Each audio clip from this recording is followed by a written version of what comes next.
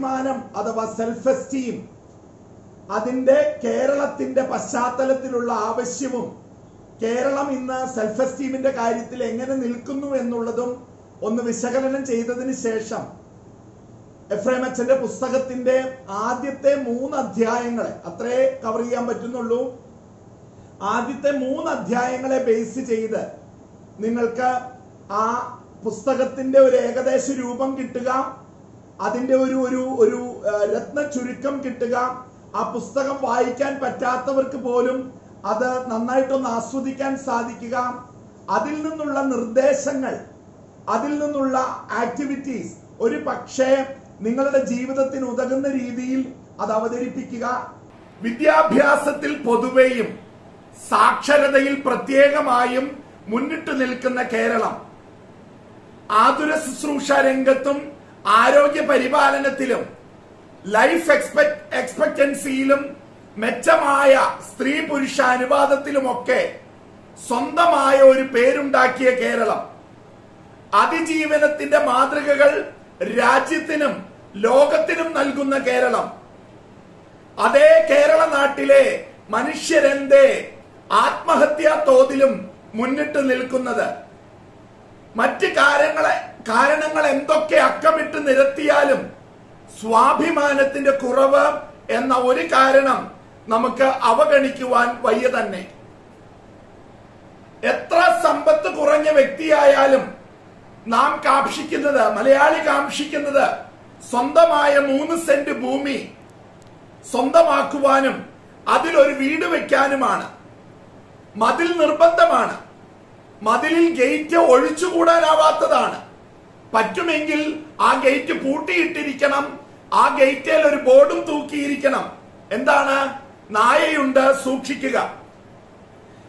എന്നിട്ടോ ഇതുകൊണ്ടൊന്നും തൃപ്തി പോരാഞ്ഞ് വളരെ ഉയർത്തിക്കെട്ടിയ മതിലിന്റെ അരികിൽ 3ഓ 4ഓ കല്ലുകൾ ഇട്ട് ഉയർത്തി അതിൽ കയറി നിന്ന് നമ്മൾ അയൽപക്കത്തേക്ക് നോക്കുകയാണ്.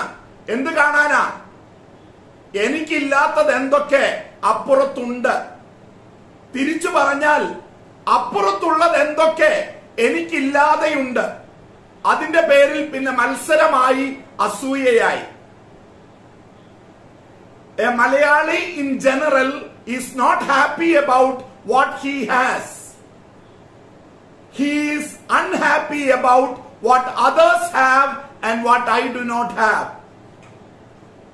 ഒരു മലയാളി സന്തോഷമടയുന്നില്ല തനിക്ക് എന്തുണ്ട് എന്നുള്ളതിനെ കുറിച്ച്, മറിച്ച് മറ്റുള്ളവർക്ക് എന്തുണ്ട് എന്നറിഞ്ഞ് അതിലേതൊക്കെ തനിക്കില്ല എന്നറിഞ്ഞ് അസന്തുഷ്ടനാവാനാണ് അവൻ ചാഞ്ഞു നിൽക്കുന്നത്. അതിലേക്കാണ് അവന്റെ ചായ്വ്.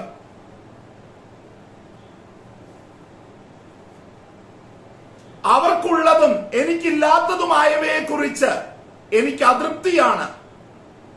അപരൻ അത്തരത്തിൽ എനിക്ക് അളവുകോലാകുമ്പോൾ എന്റെ സ്വാഭിമാന കുറവ് തന്നെയാണ് അതെടുത്ത് കാണിക്കുന്നത്. നമ്മളിൽ, പ്രത്യേകിച്ച് നമ്മുടെ കുട്ടികളിൽ, യുവാക്കളിൽ, കൗമാരപ്രായക്കാരിൽ ശാരീരിക പ്രത്യേകതകളെ കുറിച്ച് ആശങ്കയിലേക്ക് പോകുന്ന വ്യക്തികളും സ്വാഭിമാന കുറവ് തന്നെയാണ് കാണിക്കുന്നത്.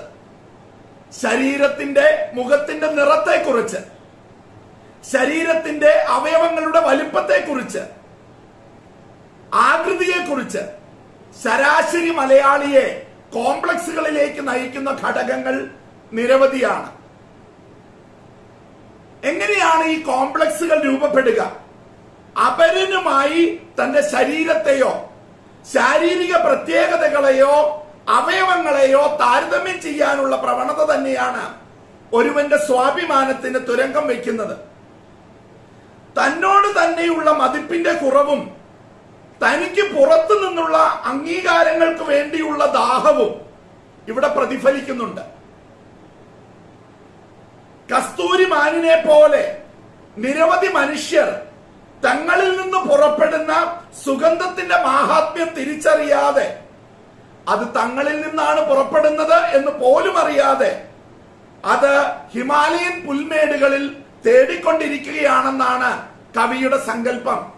ഏതാണ്ട് അതിനെ ശരിവെച്ചുകൊണ്ട് തന്നെ നമ്മളിലുള്ള നന്മയെ തിരിച്ചറിയാതെ, നമ്മളിലുള്ള കഴിവുകളെ തിരിച്ചറിയാതെ, അവരിലുള്ളതും നമുക്കില്ലാത്തതിന്റെയും പിന്നാലെ നമ്മൾ ഓടുമ്പോൾ, വ്യർത്ഥമായ താരതമ്യത്തിൽ നമ്മൾ ഇടപെടുമ്പോൾ, നമ്മൾ നമ്മുടെ സ്വാഭിമാനത്തെ കൂടുതൽ കൂടുതൽ ഇടിക്കുകയും നമുക്ക് വിലയില്ലാതാക്കുകയുമാണ് ചെയ്യുന്നത് എന്ന് നമ്മൾ തിരിച്ചറിയുന്നില്ല.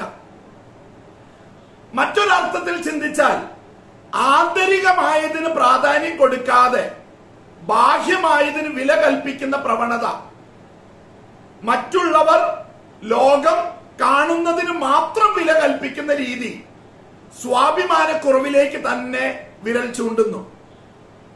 നാം നമ്മെ സ്നേഹിച്ചാൽ, വിലമതിച്ചാൽ, അത് അഹങ്കാരവും അഹംഭാവവും, എന്തിന് നാർസിസിസം വരെയായി കരുതുന്ന ഒരു സാമൂഹിക വ്യവസ്ഥിതി നമുക്ക് ചുറ്റും നിലനിൽക്കുന്നത് പോലെ,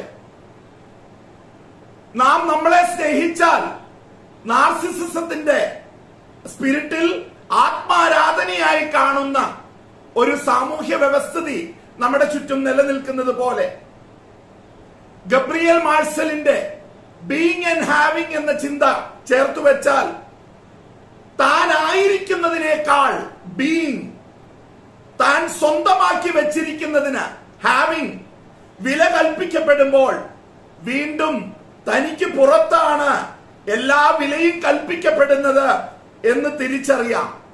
ഞാൻ ആ വാക്കുകൾ ആവർത്തിക്കുകയാണ്.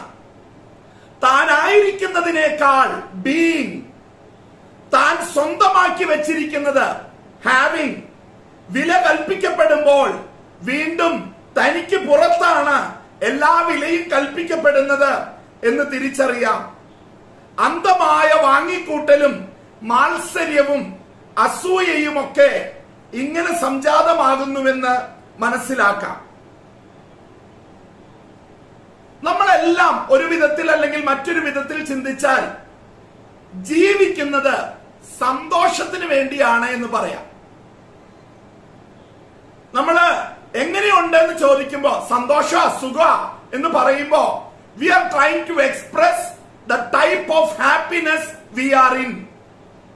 അപ്പൊ ആ സന്തോഷം, സംതൃപ്തി, അതെന്ത് തന്നെയായാലും അതാണ് നമ്മളുടെ ജീവിതത്തിൽ നിന്ന് നമ്മൾ കാക്ഷിക്കുന്നത് എന്ന് പൊതുവായ ഒരു മനസ്സിലാക്കലുണ്ടെങ്കിൽ, we are unhappy about what others are and what we are not, what others could and what we could not, what others have and what we don't have. നമ്മൾ അസന്തുഷ്ടരാണ്. എന്തിനെ കുറിച്ചാണ്? മറ്റുള്ളവർ എന്തായിരിക്കുന്നു, ഞാൻ എന്തല്ല എന്നുള്ളതിനെ കുറിച്ച്. മറ്റുള്ളവർക്ക് എന്തൊക്കെയാകാം, എനിക്ക് എന്തൊക്കെ ആകാൻ സാധിക്കയില്ല എന്നുള്ളതിനെ കുറിച്ച്. മറ്റുള്ളവർക്ക് എന്തൊക്കെയുണ്ട്, എനിക്ക് എന്തൊക്കെ ഇല്ല എന്നുള്ളതിനെ കുറിച്ച്. അപ്പൊ എന്താ സംഭവിക്കുക? I try to possess more. ഞാൻ കൂടുതൽ കൂടുതൽ സ്വന്തമാക്കുകയാണ്. കാരണം എന്താ? What is my own defines me. എന്റെ സ്വന്തമായതാണ് എന്നെ നിർവചിക്കുന്നത്. എന്റെ സ്വന്തമായ ഭൂമി, എന്റെ സ്വന്തമായ വീട്, എന്റെ സ്വന്തമായ സംവിധാനങ്ങൾ, എന്റെ സ്വന്തമായ ജീവിത സൗകര്യങ്ങൾ, എന്റെ സ്വന്തമായ വാഹനം, ഞാൻ ഉപയോഗിക്കുന്ന എന്റെ സ്വന്തമായ ബ്രാൻഡ്, എക്സെട്ര എക്സെട്ര എക്സെട്ര. ഞാൻ സ്വന്തമാക്കുന്നത്, ഞാൻ ഓൺ ചെയ്യുന്നത് എന്നെ നിർവചിക്കുന്ന അവസ്ഥ വരുമ്പോൾ വീണ്ടും എന്നെ നിർവചിക്കുന്നത് എനിക്ക് പുറത്തുള്ള കാര്യങ്ങളായി. I try to depend more. ഞാൻ കൂടുതൽ മറ്റുള്ളവരെ ആശ്രയിക്കുന്ന നിലയിലേക്ക് മാറുന്നു. എന്നിൽ ഞാൻ സന്തോഷം കണ്ടെത്താതിരിക്കുമ്പോൾ എനിക്ക് വെളിയിൽ, മറ്റുള്ളവരിൽ, മറ്റ് സംവിധാനങ്ങളിൽ, മറ്റ് സാഹചര്യങ്ങളിൽ, ഒരു പക്ഷേ ബ്രാൻഡുകളിൽ, സാധനങ്ങളിൽ, പണത്തിൽ ഒക്കെ ഞാൻ ആശ്രയിച്ചു പോവുകയാണ്. സ്വാതന്ത്ര്യത്തിലായിരിക്കേണ്ട എന്റെ ജീവിതം ഒരു തരം ഡിപ്പെൻഡൻസിയിലേക്ക് മാറുകയാണ്. മൂന്നാമതൊരു പറച്ചിൽ പറയാവുന്നത് ഇതാണ്: I become more inordinately attached. Inordinate ആയിട്ടുള്ള അറ്റാച്ച്മെന്റുകളിലേക്ക്, കെട്ടുപാടുകളിലേക്ക് ഞാൻ എന്റെ ജീവിതത്തെ കൊടുക്കുകയാണ്. അടിമത്തത്തിലേക്ക് ഞാൻ എന്റെ ജീവിതത്തെ തള്ളിവിടുകയാണ്. ഇത്തരമൊരു പശ്ചാത്തലത്തിലാണ് ഞാൻ എഫ്രേം അച്ഛന്റെ പുസ്തകത്തിലേക്ക് ഊളിയിടുക. എന്റെ ഗുരുവും കളമശ്ശേരി ശാന്തിഗ്രാം ICTA ഡയറക്ടറും ഇപ്പോൾ ഈ തൊട്ട് മുൻപത്തെ ആഴ്ച okay not okay still okay എന്ന പുസ്തകത്തിന്റെ കർത്താവുമായ ഫാദർ എഫ്രേം തോമസ്, അദ്ദേഹത്തിന്റെ ആദ്യ പൂർണ്ണ സൃഷ്ടിയാണ് ഈ okay not okay still okay എന്ന പുസ്തകം.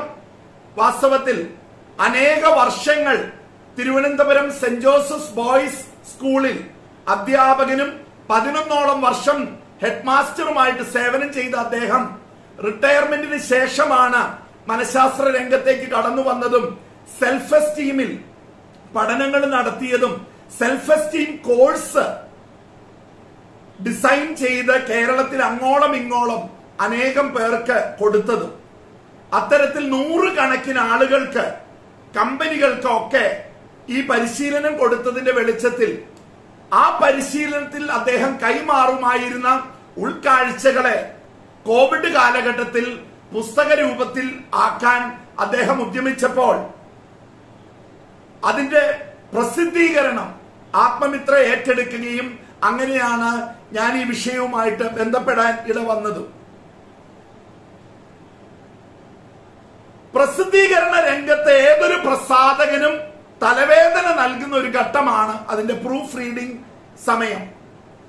3 തവണ പൂർണ്ണമായും പ്രസ്തുത പുസ്തകത്തിലൂടെ കടന്നുപോയ ഞാൻ അത് ആസ്വദിച്ചു എന്ന് മാത്രമല്ല, അറിവിന്റെ ആ കനിയെ എന്റെ മനസ്സിന്റെ മുൻപിൽ അനാവരണം ചെയ്യുകയും സ്വാഭിമാനത്തിൽ വളരാൻ കഴിഞ്ഞതിന്റെയും ചാരിതാർത്ഥ്യത്തിലാണ് ഞാൻ ഈ ഉദ്യമവുമായി മുന്നോട്ട് പോകുന്നത്. പുസ്തകത്തിലേക്ക് കടക്കുകയാണ്. സ്വാഭിമാനവും ഓക്സിജനും ഒരുപോലെയാണ്. നല്ല ജീവിതത്തിന് രണ്ടും അത്യന്താപേക്ഷിതമാണ്. എല്ലാം ഓക്കെ ആയിരിക്കുമ്പോൾ നമ്മൾ ഒന്നും തിരിച്ചറിയില്ല, കുറവുണ്ടോ എന്ന് തിരിച്ചറിയില്ല. എന്നാൽ കാര്യങ്ങൾ ഓക്കെ അല്ലാതെ വരുമ്പോൾ, ഉദാഹരണത്തിന് കോവിഡ് പശ്ചാത്തലത്തിൽ കോവിഡ് ബാധിതനായി കഴിഞ്ഞാൽ, ശ്വാസത്തിന് തടസ്സം നേരിട്ടാൽ ഏതൊരു വ്യക്തിയും തിരിച്ചറിയും ഓക്സിജന്റെ വില എന്താണെന്ന്. അതേപോലെ സാഹചര്യം വന്ന് സെൽഫ് എസ്റ്റീം ഇല്ലാതാകുമ്പോൾ ഓക്സിജന്റെ വില അറിയുന്നത് പോലെ സെൽഫ് എസ്റ്റീമിന്റെ വില ഒരാൾക്ക് അറിയാൻ സാധിക്കില്ല. കാരണം സെൽഫ് എസ്റ്റീം ഇല്ലാത്തതാണ് ആ പ്രശ്നങ്ങൾക്ക് കാരണമെന്ന് ആരും തിരിച്ചറിയുകയില്ല. ശ്വാസം ഇല്ലാതെ വരുമ്പോൾ ഓക്സിജന്റെ കുറവാണെന്ന് നമ്മൾ തിരിച്ചറിയും. എന്നാൽ വിഷാദ രോഗിയായിരിക്കുമ്പോൾ, ആത്മഹത്യാ പ്രവണതയിലേക്ക് നീങ്ങുമ്പോൾ ഒരു വ്യക്തിയും തിരിച്ചറിയില്ല തന്റെ സെൽഫ് എസ്റ്റീമിനാണ് ഉടവ് തട്ടിയിരിക്കുന്നതെന്ന്. ആത്മവിശ്വാസക്കുറവോ വിഷാദ രോഗമോ ആത്മഹത്യാ പ്രവണതയോ ഒക്കെ ഉണ്ടാകുന്നത് സ്വാഭിമാനത്തിന് ഇടിവ് തട്ടിയിട്ടാണ് എന്ന് നാം തിരിച്ചറിയാറില്ല. സ്വാഭിമാനം നമ്മുടെ വൈകാരിക പക്വതയ്ക്കും ആരോഗ്യത്തിനും ഒഴിച്ചുകൂടാനാവാത്ത കാര്യങ്ങളാണ്. പുസ്തകത്തിലെ 3 പ്രധാനപ്പെട്ട വാക്കുകൾ അല്ലെങ്കിൽ വാക്യങ്ങൾ ആവർത്തിച്ച ആ പുസ്തകത്തിൽ പലവരും ആവർത്തിക്കുന്ന വാക്കുകൾ. ആദ്യത്തേത് ഐ ആം ഓക്കെ. എന്താണ്? ഞാൻ കാര്യങ്ങൾ നന്നായി ചെയ്യുന്നു, ഞാൻ സത്യസന്ധമായി കാര്യങ്ങൾ ചെയ്യുന്നു. I am straightforward, I am direct, I am honest. ഞാൻ ആരെയും വഞ്ചിക്കാറില്ല. ഐ ആം ഓക്കെ എന്ന കാഴ്ചപ്പാടിൽ ഞാൻ എന്റെ നന്മയുടെ വശം തിരിച്ചറിയുകയാണ്. ഞാൻ പ്രശ്നമൊന്നും ഉണ്ടാക്കുന്നില്ല, ഞാൻ ആർക്കും ബുദ്ധിമുട്ടുകളൊന്നും ഉണ്ടാക്കുന്നില്ല, ഞാൻ എന്നിൽ തൃപ്തനാണ് എന്ന് പറയുന്ന എന്റെ ഒരു വശം. വേറൊരു വശം ഐ ആം നോട്ട് ഓക്കെ. ടിഎയിലെ ചില സങ്കല്പങ്ങളുമായിട്ട് ഇത് ചേർന്ന് പോകുന്നതാണ്. ഞാൻ ശരിയല്ല എന്ന് ആന്തരിക ഭീഷണിക്ക് കീഴെയാണ് ഇവിടെ ജീവിതം. കേടുകളും തോൽവികളും ആണ് സദാ ചൂണ്ടിക്കാണിക്കപ്പെടുക. ഐ ആം നോട്ട് ഓക്കെ എന്ന നിലയിൽ ജീവിക്കുന്ന ഒരാളുടെ മുൻപിൽ അയാളുടെ കേടുകളും തോൽവികളുമാണ് സദാ ചൂണ്ടിക്കാണിക്കപ്പെടുക. പരാജയങ്ങൾക്ക് അവർ സ്വയം പഴിച്ചുകൊണ്ടിരിക്കും, മറ്റുള്ളവരെയും കുറ്റപ്പെടുത്തും. മൊത്തത്തിൽ അവർ അസന്തുഷ്ടരാണ്. മൊത്തത്തിൽ അവർ അസന്തുഷ്ടരാണെന്ന് മാത്രമല്ല, മറ്റുള്ളവരെ അവർ അസന്തുഷ്ടരാക്കിക്കൊണ്ടിരിക്കും. മൂന്നാമത്തെ പ്രധാന വാക്യം വാസ്തവത്തിൽ ഈ പുസ്തകത്തിലൂടെ എഫ്രേം അച്ഛൻ മുന്നോട്ട് വയ്ക്കുന്ന ഏറ്റവും വലിയ ബ്രേക്ക് ത്രൂവും അതാണ് എന്ന് എനിക്ക് തോന്നുകയാണ്. Still I am okay. I am okay ആയിട്ടുള്ള ഒരു വശം എനിക്കുണ്ട്, ഐ ആം നോട്ട് ഓക്കെ ആയിട്ടുള്ള ഒരു വശം എനിക്കുണ്ട്. മൂന്നാമത്തെ പറച്ചിലാണ് സ്റ്റിൽ ഐ ആം ഓക്കെ. ഈ കാഴ്ചപ്പാടാണ് വാസ്തവത്തിൽ ഈ പുസ്തകത്തിന്റെ കേന്ദ്ര പ്രമേയം. സ്വാഭിമാനമുള്ള ഒരു വ്യക്തിക്ക് ഈ നിലയിലേക്ക് വളരാനാകൂ. ഇനി കുറച്ചധികം പ്രതീകാത്മക അവതരണങ്ങളിലേക്ക് നമ്മൾ കടക്കുകയാണ്. ഒരു റോസാ ചെടിയെ പരിഗണിക്കുക. റോസാ ചെടിയിൽ നല്ല സുഗന്ധമുള്ള സുന്ദരമായ മനോഹരമായ ആരുടെയും കണ്ണുകളെ ആകർഷിക്കുന്ന പൂക്കളുണ്ട്. ആ വർണ്ണങ്ങൾ നമ്മളെ ദൂരെ നിന്നേ മാടി വിളിക്കുന്നത് പോലെ പലർക്കും ആ പൂവുകളാണ് നമ്മൾ സമ്മാനങ്ങളായിട്ട് കൊടുക്കാൻ ആഗ്രഹിക്കുക.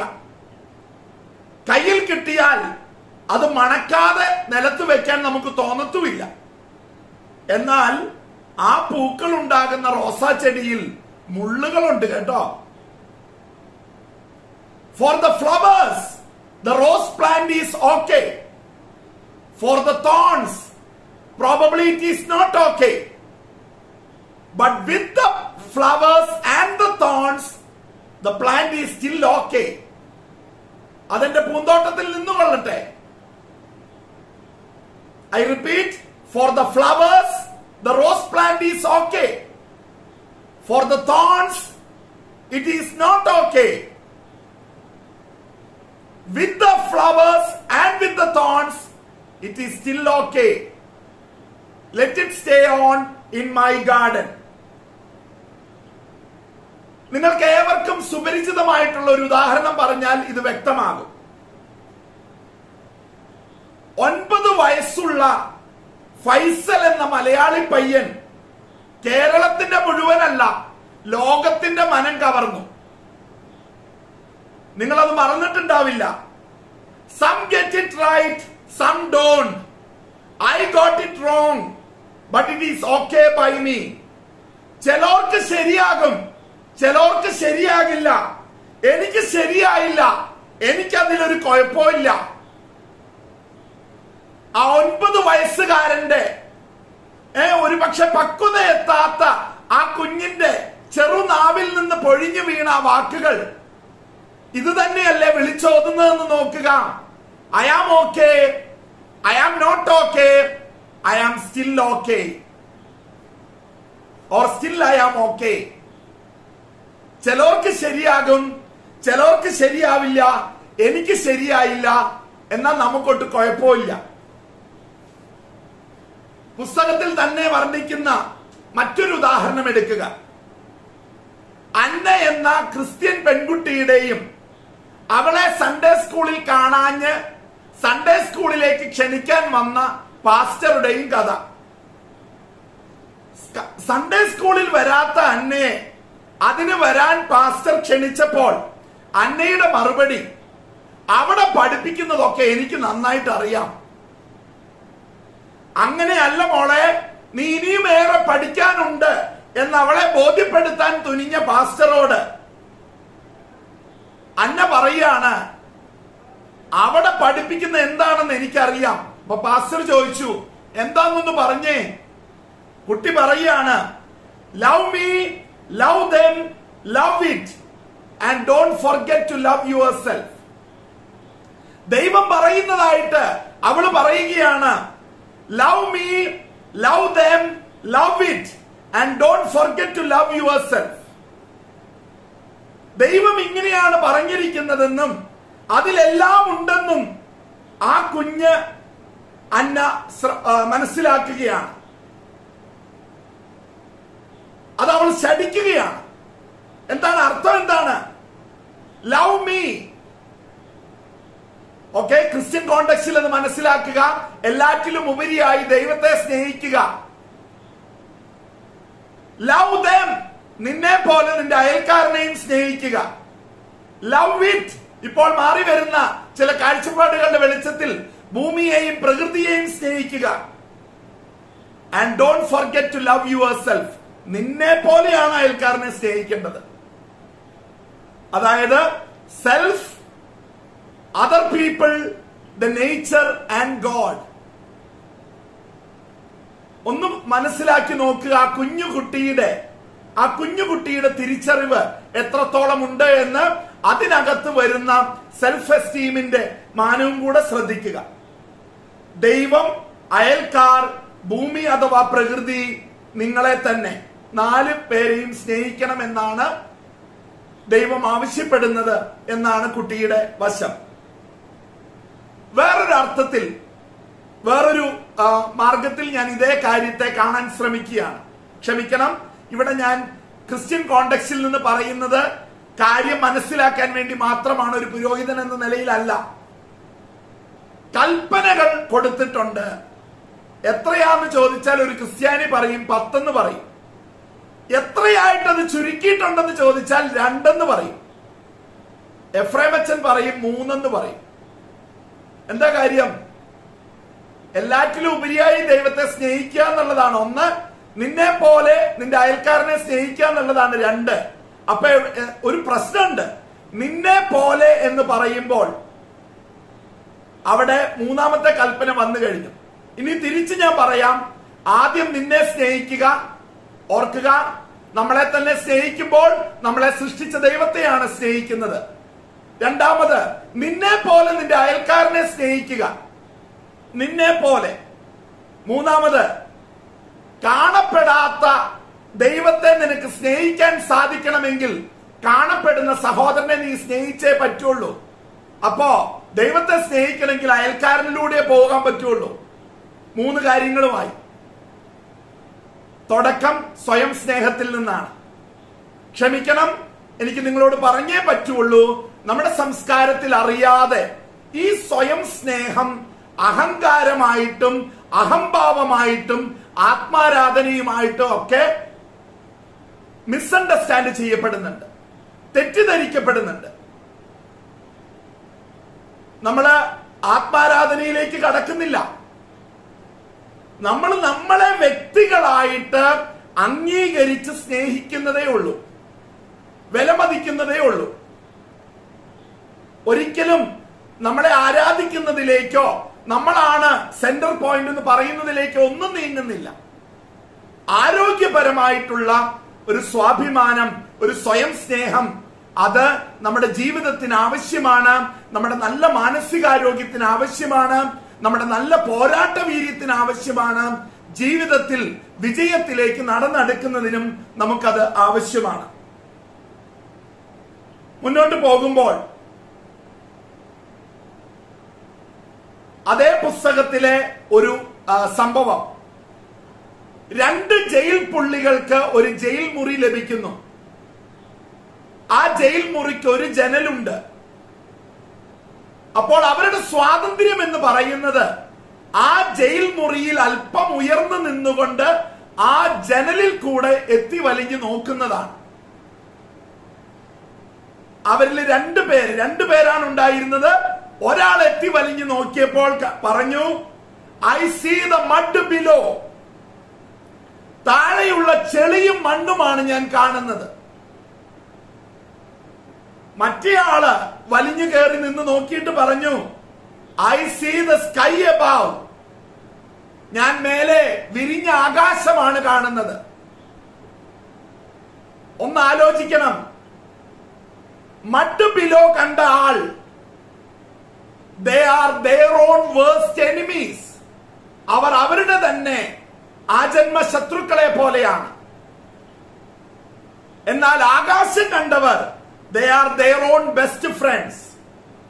ഇവര് തമ്മിലുള്ള വ്യത്യാസം ഞാൻ പുസ്തകത്തിൽ നിന്ന് തന്നെ പോയിന്റുകളായിട്ട് നിങ്ങളുടെ മുൻപിൽ അവതരിപ്പിക്കുകയാണ്. താഴെ മണ്ണ് കണ്ടവർ, ചെളി കണ്ടവർ, they are experts at finding fault with others. മറ്റുള്ളവരുടെ തെറ്റ് കണ്ടുപിടിക്കാൻ അവർ മിടുക്കരാണ്. They crumble under criticism. വിമർശനം നേരിടുമ്പോൾ അവർ പൊടിഞ്ഞു പോകുന്നു. They fight back blindly. അന്ധമായിട്ട് ചിലപ്പോൾ അവർ തിരിച്ചു പൊരുതും, വസ്തുതകളെ നോക്കാതെ. They are easily crushed by negative experiences. ഋണാത്മകമായിട്ടുള്ള ജീവിതാനുഭവങ്ങളിൽ അവർ പെട്ടെന്ന് ഞെരുക്കപ്പെടും. They are suspicious of compliments. അവർക്ക് കോംപ്ലിമെന്റ്സ് കൊടുത്താൽ അവർ സംശയത്തോടെ അവയെ നിരീക്ഷിക്കുകയുള്ളൂ. They refuse to believe in their own talents. സ്വന്തം കഴിവുകളെ അവർ കണ്ടില്ലെന്ന് വെക്കും. They find it hard to take decisions. അവർക്ക് തീരുമാനങ്ങൾ എടുക്കാൻ ബുദ്ധിമുട്ടുണ്ടാവും. അതല്ലെങ്കിലോ they will impulsively jump into decisions. അവർ പെട്ടെന്ന് തീരുമാനങ്ങളിലേക്ക് എടുത്തു ചാടും. They carry an enormous amount of self-blame, shame and guilt. സ്വയം കുറ്റപ്പെടുത്തലും നാണവും കുറ്റബോധവും അവർ കൊണ്ടു നടക്കും. They run away from the realities of life. ജീവിത യാഥാർത്ഥ്യങ്ങളിൽ നിന്ന് അവർ ഓടിക്കൊണ്ടിരിക്കും. They are experts in either showing off or slinking away. ഇല്ലാത്തത് കാണിക്കാൻ, പുറംപൂച്ച് കാണിക്കാൻ, അല്ലെങ്കിൽ ഷൈ ഔട്ട് ചെയ്ത് സ്ഥലത്ത് നിന്ന് സ്ഥലം കാലിയാക്കാൻ അവർ മിടുക്കരാണ്. They demand change in others but not in themselves. മറ്റുള്ളവരിൽ മാറ്റം വരുത്താൻ അവർ നിർദ്ദേശങ്ങൾ വെക്കും, ഒരിക്കലും സ്വയം മാറ്റത്തിന് വിധേയരാവുകയില്ല. They often complain about not being appreciated. പ്രോത്സാഹിപ്പിക്കപ്പെടാത്തതിനെ കുറിച്ച് അവർ പരാതി പറയും. Saying sorry doesn't come easily for them. Sorry പറയാൻ, ക്ഷമ പറയാൻ അവർക്ക് അത്ര പെട്ടെന്ന് സാധിക്കുകയില്ല. Nor do they accept thank you. അവർക്ക് നന്ദി പറഞ്ഞാൽ ആ നന്ദിയെ അംഗീകരിക്കാൻ, സ്വീകരിക്കാൻ ബുദ്ധിമുട്ടുണ്ടാകും. When criticized, they either fight back blindly or turn sad and silent. വിമർശിക്കപ്പെടുമ്പോൾ അവർ പെട്ടെന്ന് ദുഃഖിതരാകും, നിശബ്ദരാകും. They are either aggressively assertive or absolutely submissive.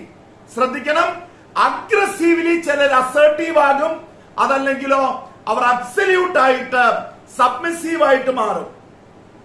They deny mistakes or are overly apologetic. തെറ്റുകൾ അവർ നിഷേധിക്കും, അതല്ലെങ്കിലോ അങ്ങേയറ്റത്തെ ക്ഷമാപണത്തിലേക്ക് നീങ്ങും. They are more like a complaint box. അവരൊരു പരാതിപ്പെട്ടി പോലെയാണ്. Usually a one-man show or a one-woman show.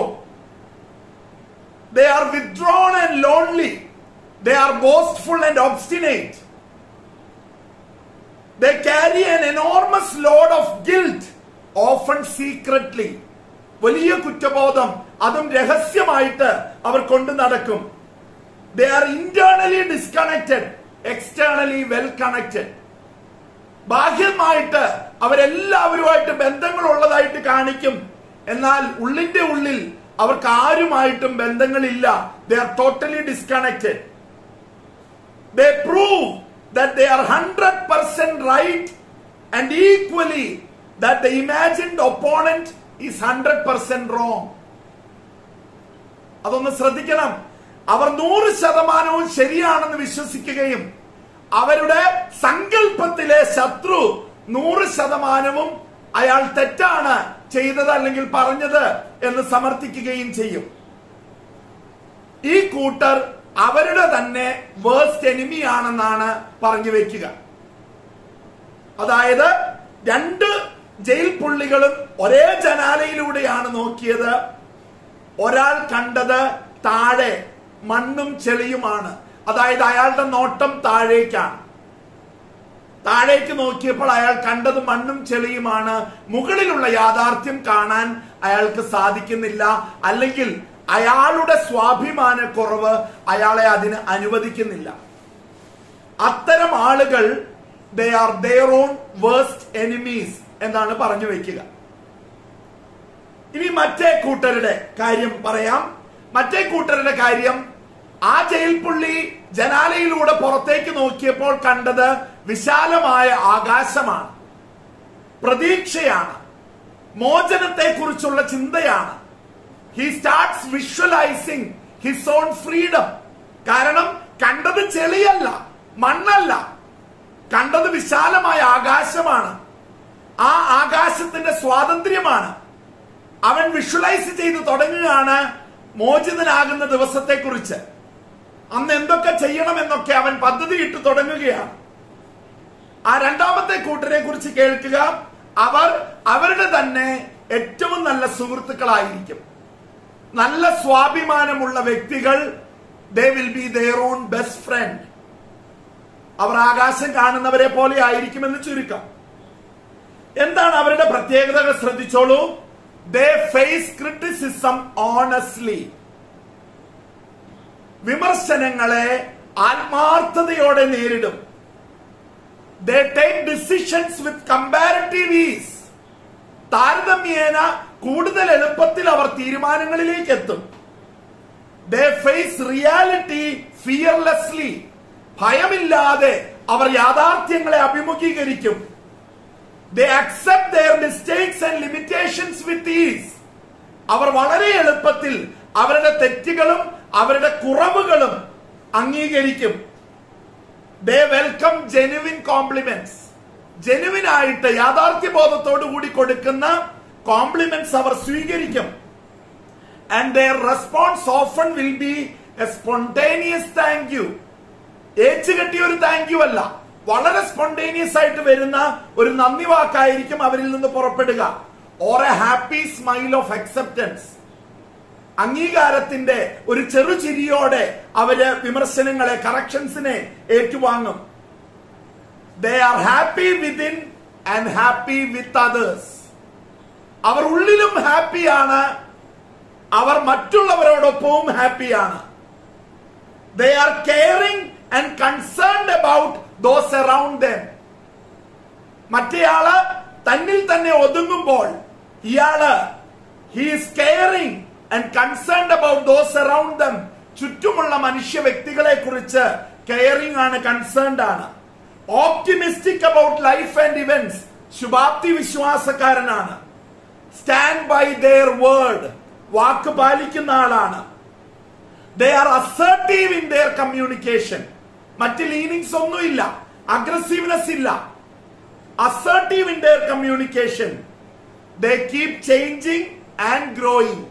അവർ മാറ്റത്തിന് വിധേയരായിക്കൊണ്ടേയിരിക്കും, അവർ വളർന്നുകൊണ്ടേയിരിക്കും. they are comparatively more relaxed and spontaneous. കൂടുതൽ റിലാക്സ്ഡും കൂടുതൽ സ്പോണ്ടേനിയസുമായിട്ടാണ് അവർ പെരുമാറുക. they are open to new ideas and possibilities. പുതിയ ഐഡിയാസിനോടും പുതിയ സാധ്യതകളോടും മനസ്സ് തുറവിയുള്ളവരാണ് അവർ. they enjoy watching others grow up and prosper. വളരെ വളരെ പ്രധാനപ്പെട്ടതായിട്ട് എടുക്കുക. അസൂയയും മത്സരബുദ്ധിയും കാരണം മറ്റുള്ളവന്റെ വളർച്ച സഹിക്കാത്ത ആളായിട്ടല്ല അവൻ മാറുന്നത്. മറിച്ച് മറ്റുള്ളവർ വളരുന്നതിൽ, മറ്റുള്ളവർ സമൃദ്ധിയിലേക്ക് എത്തുന്നതിൽ സന്തോഷമടയുന്ന, അല്ലെങ്കിൽ അതിന് കാരണമാകുന്ന തരത്തിലുള്ള ഇന്റർവെൻഷൻസ് ആണ് അവനിൽ നിന്നുണ്ടാവുക. they face challenges of life with greater confidence and ease. ഏറ്റവും പ്രധാനപ്പെട്ട ഒരു sentence, they are survivors not victims. അവർ അതിജീവിച്ചവരാണ്, അവർ ഇരകളല്ല. എന്ത് നെഗറ്റീവ്സ് വന്നാലും അവർ അതിജീവിച്ചവരാണ്, അവർ ഇരകളല്ല, വിധേയപ്പെട്ടു പോയവരല്ല, എന്താ പറയുക, പൊളിഞ്ഞ് അടുങ്ങിയവരല്ല. നമ്മൾ പറയുമല്ലോ പൊളിച്ചടുക്കി എന്നൊക്കെ പറയുമല്ലോ, അതുപോലെ പൊളിഞ്ഞു വീണവരല്ല, മറിച്ച് they are survivors. They go ahead.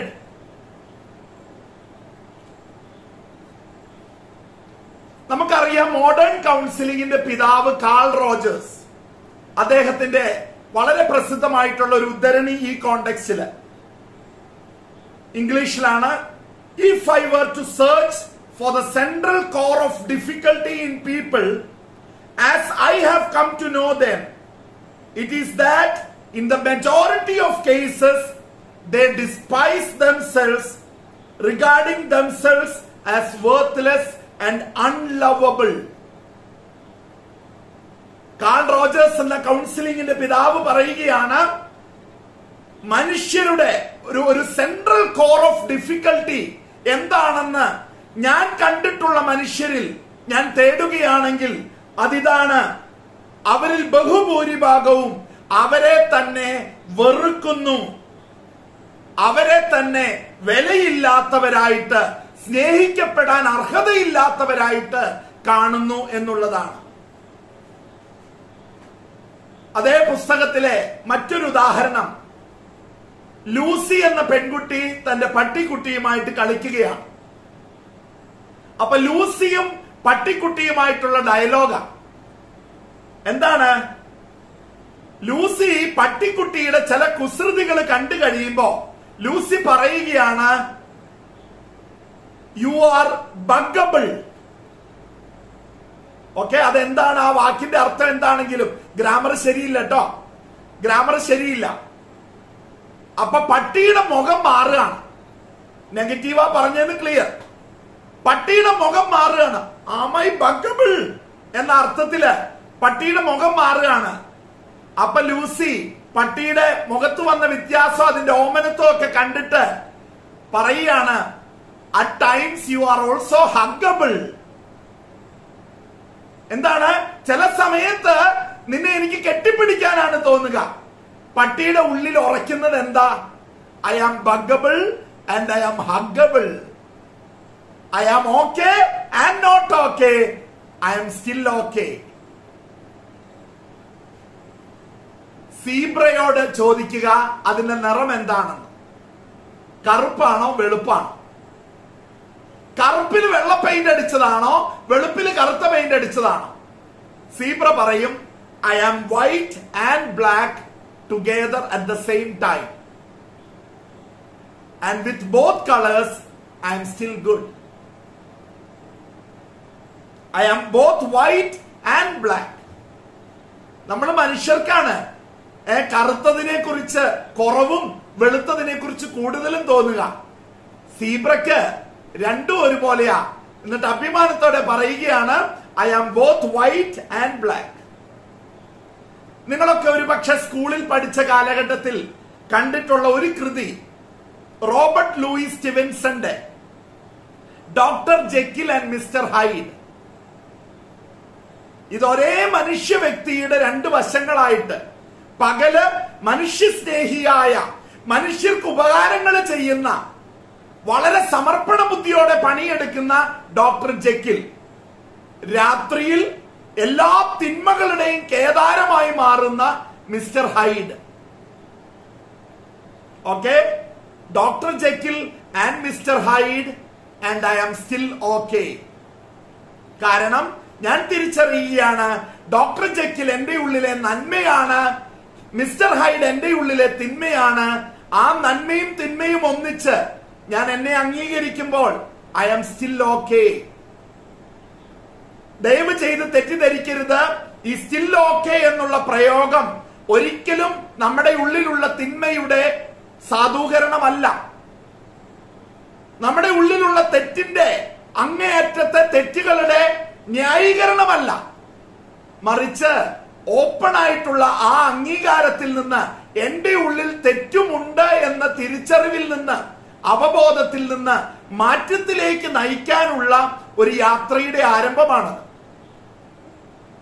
അപ്പോ ഞാൻ ഓക്കെ ആയിട്ടുള്ള വശങ്ങളെ കുറിച്ച് ഞാൻ അഭിമാനം കൊള്ളുകയും ഞാൻ നോട്ട് ഓക്കെ ആയിട്ടുള്ള വശങ്ങളെ ഞാൻ അംഗീകരിക്കുകയും ചെയ്യുമ്പോൾ, ഐ ആം സ്റ്റിൽ ഓക്കെ എന്ന കാഴ്ചപ്പാടിലേക്ക് ഞാൻ നീങ്ങുമ്പോൾ നോട്ട് ഓക്കെ ആയിട്ടുള്ള മേഖലകളെ മാറ്റം വരുത്താനുള്ള രീതിയിൽ എന്റെ ആത്മാവ് സജ്ജമാകും എന്ന രീതിയിലാണ് നമ്മൾ അതിനെ കാണേണ്ടത്. അപ്പൊ റോബർട്ട് ലൂയിസ് സ്റ്റീവൻസന്റെ ഡോക്ടർ ജെക്കിലിന്റെയും മിസ്റ്റർ ഹൈഡിന്റെയും കഥയുടെ പശ്ചാത്തലത്തിൽ ഞാൻ എന്റെ കാര്യത്തെ വെച്ച് പറയുന്ന പോലെ പറയാം, I am both good and bad. നിങ്ങളൊക്കെ കാണുന്ന നന്മയുടെ ഒരു വശം എനിക്കുണ്ടാവും, ഒരു പക്ഷെ നിങ്ങൾക്കറിയാത്ത തിന്മയുടെ ഒരു വശം എനിക്കുണ്ടാവും, അല്ലെ പല തിന്മകൾ എന്റെ ഉള്ളിൽ ഉണ്ടാവും. So I am both good and bad. I am both light and dark. I have lights and I have shadows. എന്റെ ഉള്ളിൽ പ്രകാശങ്ങളും ഉണ്ട്, എന്റെ ഉള്ളിൽ നിഴലുകളും ഉണ്ട്. അല്ലെങ്കിൽ എന്റെ ഉള്ളിൽ പ്രകാശവുമുണ്ട്, എന്റെ ഉള്ളിൽ ഇരുട്ടുമുണ്ട്. അല്ലെങ്കിൽ ഞാൻ നന്മയുമാണ്, തിന്മയുമാണ്. ഓസ്കർ വൈൽഡ് എന്ന സാഹിത്യകാരന്റെ ജീവിതത്തിൽ നിന്ന് ഒരു കുഞ്ഞു സംഭവം. അദ്ദേഹം തന്റെ ലോകയാത്രകളിൽ എപ്പോഴോ ഒരിക്കൽ ഒരു കപ്പൽ യാത്രയിൽ ഒരു പോർട്ടിൽ വന്നിറങ്ങുകയാണ്. അപ്പൊ നമുക്കറിയാം, ഇന്ന് നമ്മൾ വിദേശ യാത്ര നടത്തിയിട്ട് വന്നാല് നമ്മൾ ഇറങ്ങിയ ഉടനെ ഇമിഗ്രേഷൻ ക്ലിയറൻസ് അല്ലെ കസ്റ്റംസ് ക്ലിയറൻസിന്റെ സമയത്ത് we need to give a declaration. എന്താണ് ഡിക്ലറേഷൻ? നമ്മൾ കൂടെ എന്തെങ്കിലും കൊണ്ടുവരാൻ പാടില്ലാത്തത് അല്ലെ കരം അടയ്ക്കേണ്ടത് ഒക്കെ കൊണ്ടുവന്നിട്ടുണ്ടോ? ഓസ്കർ വൈൽഡിന്റെ ഡിക്ലറേഷൻ ഇതാണ്: I have nothing to declare except my originality. ഒന്ന് ആലോചിച്ച് നോക്കിക്കേ, ആ രീതിയിൽ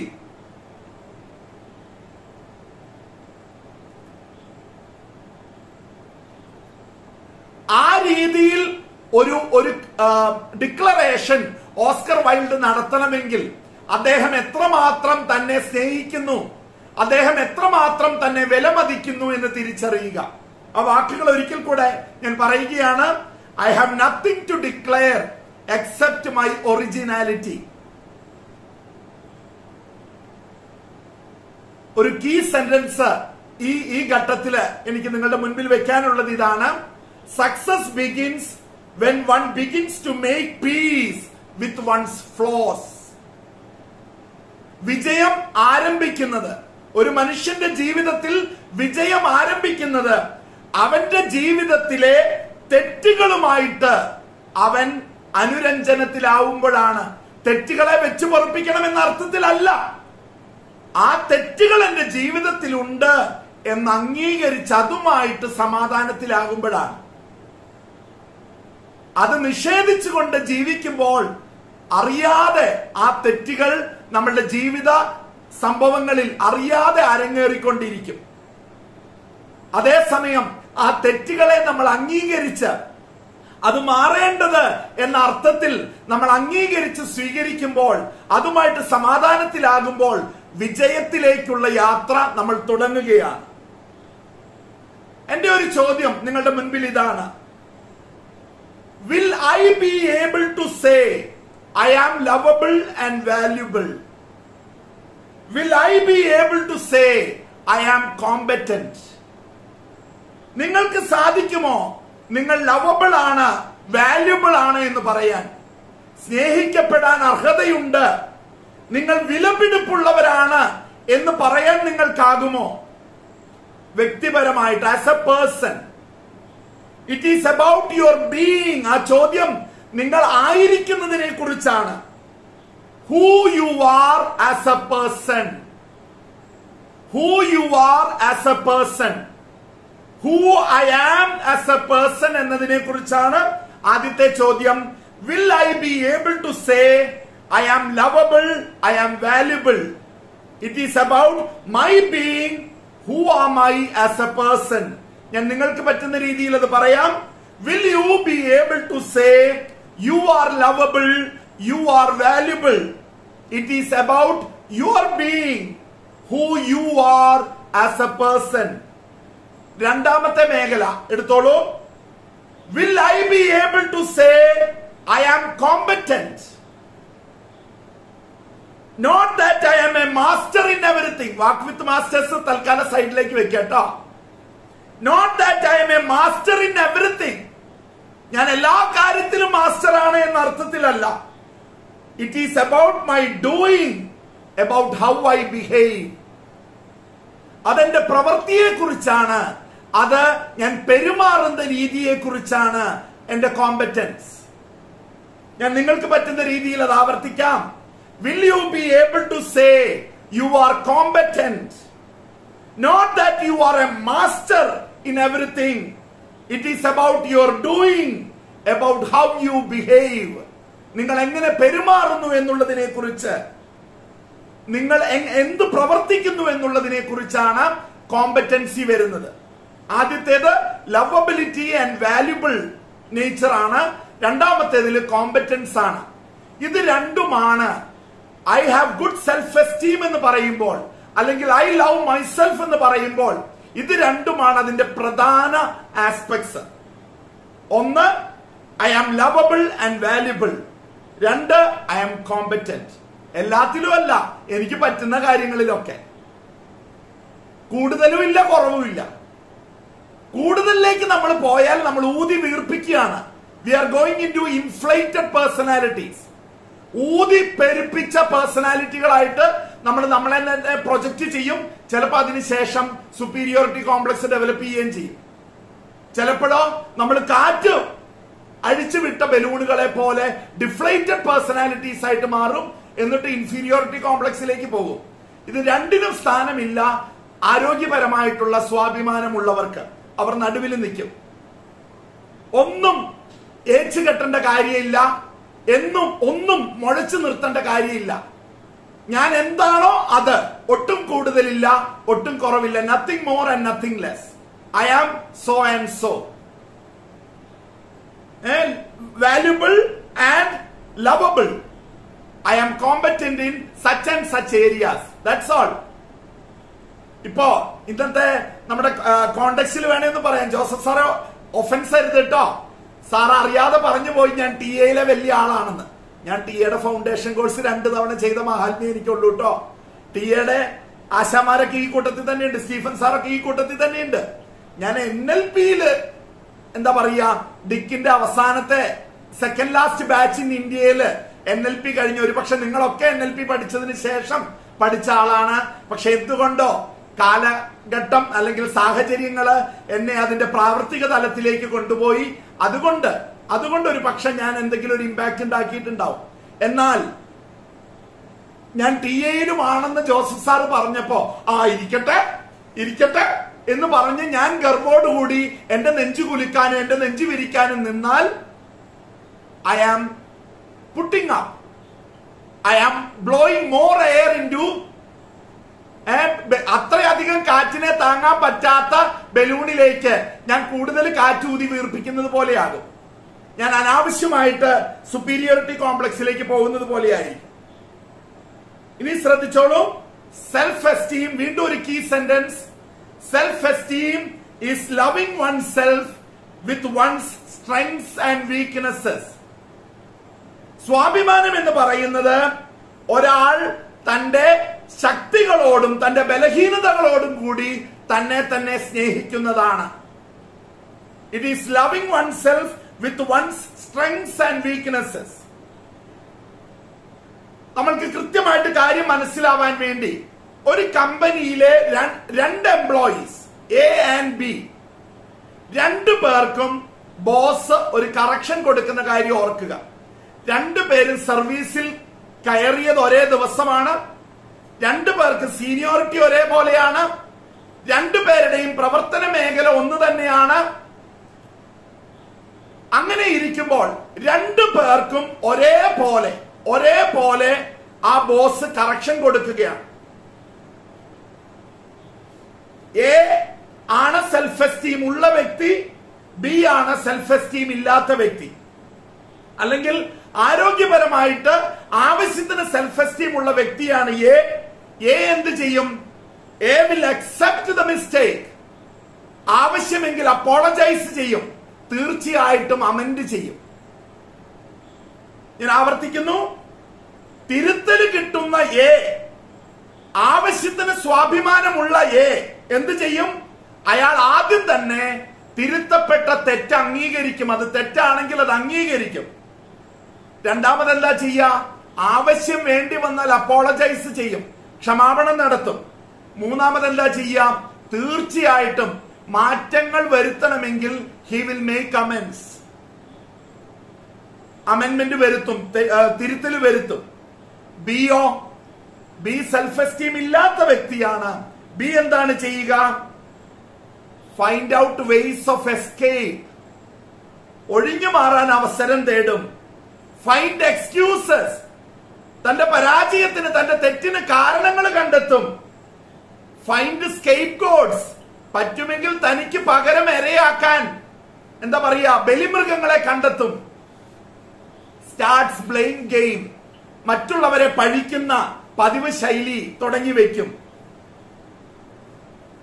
മുന്നോട്ട് പോകുമ്പോൾ സ്വാഭിമാനത്തെ കൂട്ടാൻ എന്താണ് സഹായിക്കുക? വളരെ ക്ലിയർ ആയിട്ട് നമുക്ക് പറയാം, ഏത് പോസിറ്റീവ് എക്സ്പീരിയൻസും ഒരു വ്യക്തിയുടെ സ്വാഭിമാനത്തെ കൂട്ടാം എന്ന് പറയാം. ഏത് പോസിറ്റീവ് എക്സ്പീരിയൻസും. അതേസമയം നമുക്ക് പറയാം, ഏത് നെഗറ്റീവ് എക്സ്പീരിയൻസും ഒരാളുടെ സ്വാഭിമാനത്തെ കുറയ്ക്കാനോ പ്രശ്നത്തിലാക്കാനോ സാധ്യതയുണ്ടെന്നും പറയാം. ഞാൻ ആവർത്തിക്കുന്നു, ഒരാൾക്ക് ധനാത്മകമായിട്ടുള്ള പോസിറ്റീവായിട്ടുള്ള ഒരു ജീവിതാനുഭവം ഉണ്ടായാൽ അത് അയാളുടെ സ്വാഭിമാനത്തെ കൂട്ടാനാണ് സാധ്യത.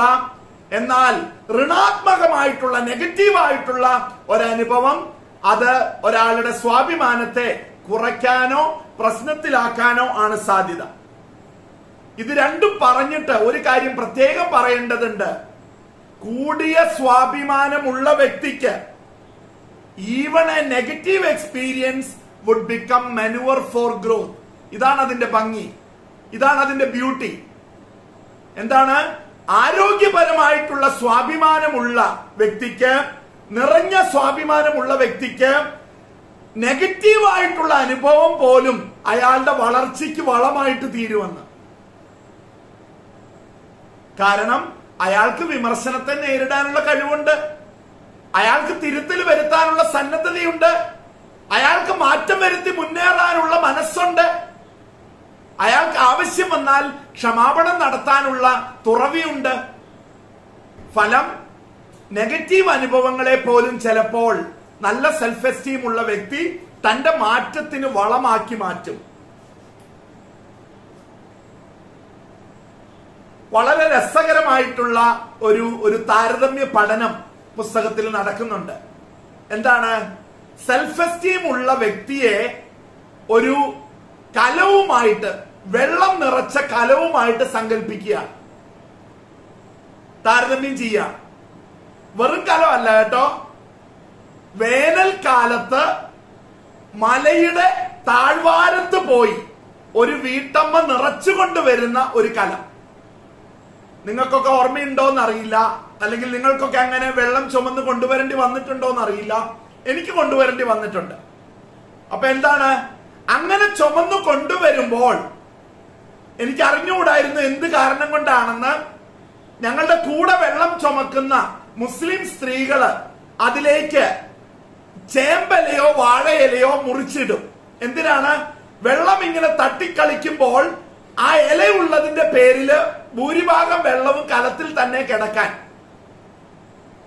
അതായത് 1 കിലോമീറ്ററോ 1.5 കിലോമീറ്ററോ നടക്കേണ്ടപ്പോൾ പോലും ഓരോരുത്തരുടെയും ശ്രദ്ധ ഒരു തുള്ളിയെങ്കിൽ ഒരു തുള്ളി കൂടുതൽ എത്തിക്കാനാണ്. അപ്പോ വലിയൊരു കുന്നിന്റെ താഴെ നിന്ന് വെള്ളം ചുമന്നു കൊണ്ടുവരുന്ന വീട്ടമ്മയുടെ മനസ്സ് നിങ്ങൾക്ക് മനസ്സിലാക്കാലോ.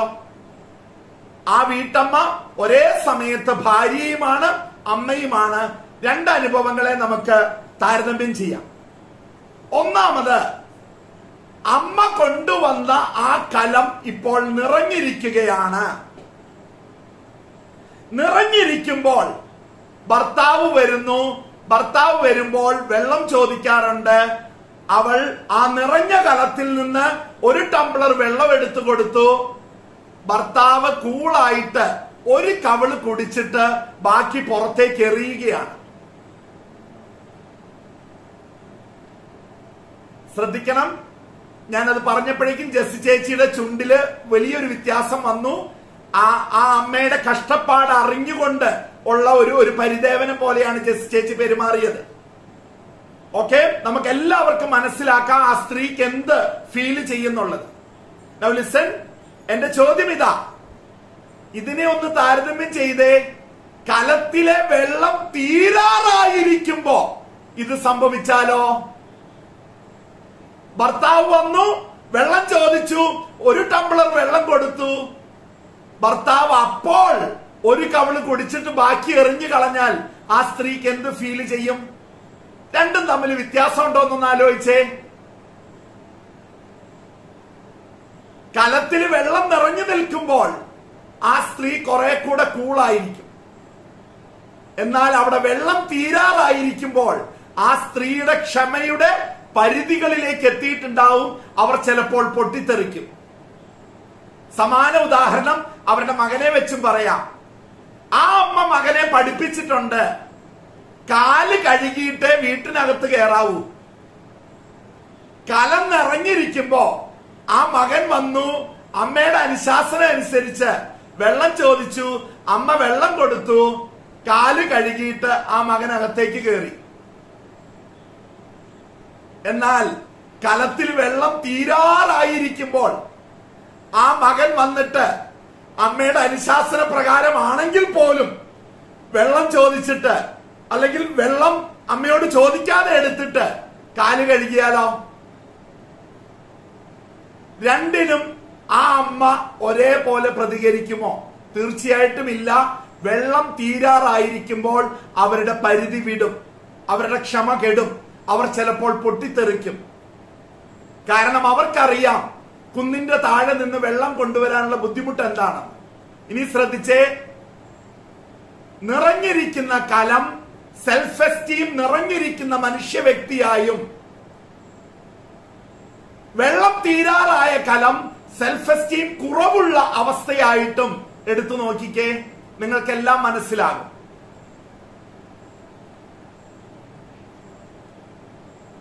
എല്ലാം നിങ്ങൾക്ക് മനസ്സിലാകും. The more in the pot, the more relaxed one is. The less in the pot, the more tensed one is. ഞാൻ ആവർത്തിക്കുന്നു, കലത്തിൽ കൂടുതൽ വെള്ളമുണ്ടെങ്കിൽ ആ സ്ത്രീ കുറവ് ടെൻസ്ഡ് ആയിരിക്കും, അല്ലെങ്കിൽ മോർ റിലാക്സ്ഡ് ആയിരിക്കും. എന്നാൽ കലത്തിൽ വെള്ളം കുറവാണെങ്കിൽ അവരുടെ പിരിമുറുക്കം ഭയങ്കരമായിരിക്കും. അതേപോലെ സെൽഫ് എസ്റ്റീമും, നമ്മളിൽ സെൽഫ് എസ്റ്റീം നിറയെ ഉണ്ടെങ്കിൽ നമ്മൾ റിലാക്സ്ഡ് ആയിരിക്കും. ജീവിതത്തിലെ നെഗറ്റീവ് അനുഭവങ്ങളോട് പോലും ചിലപ്പോൾ നമ്മൾ പൊട്ടിത്തെറിക്കാതിരിക്കും, വഴക്കുകൾക്ക് കാരണമാകാതിരിക്കും, ഹോട്ട് ടെമ്പേർഡ് ആവാതിരിക്കും, എക്സെട്ര എക്സെട്ര എക്സെട്ര. അതേസമയം നമ്മുടെ പോട്ടില്, നമ്മുടെ സെൽഫ് എസ്റ്റീം സ്റ്റോറേജില് കുറഞ്ഞു പോയാലോ, തീരാറായാലോ, നമ്മൾ പൊട്ടിത്തെറിക്കും. ഇവിടെയാണ് അപകടം. ഇവിടെയാണ് നമ്മൾ നമ്മുടെ പോട്ട് നിറച്ച് സൂക്ഷിക്കേണ്ടത്. It is here that we should maintain the storage of self esteem in our lives, in our hearts. അടുത്ത ഘട്ടത്തിലേക്ക് ഞാൻ പോവുകയാണ്. Self esteem enables unconditional love. ഈ അൺകണ്ടീഷണൽ ലവ് എന്ന് പറഞ്ഞാൽ അതെന്താണ്?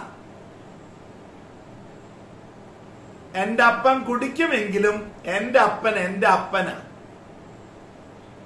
തന്തയ്ക്ക് പറഞ്ഞാൽ വിവരം അറിയും. ഓക്കെ, നാട്ടിൻ പുറത്തെ ശൈലിയിൽ ഞാൻ പറഞ്ഞേ ഉള്ളൂ.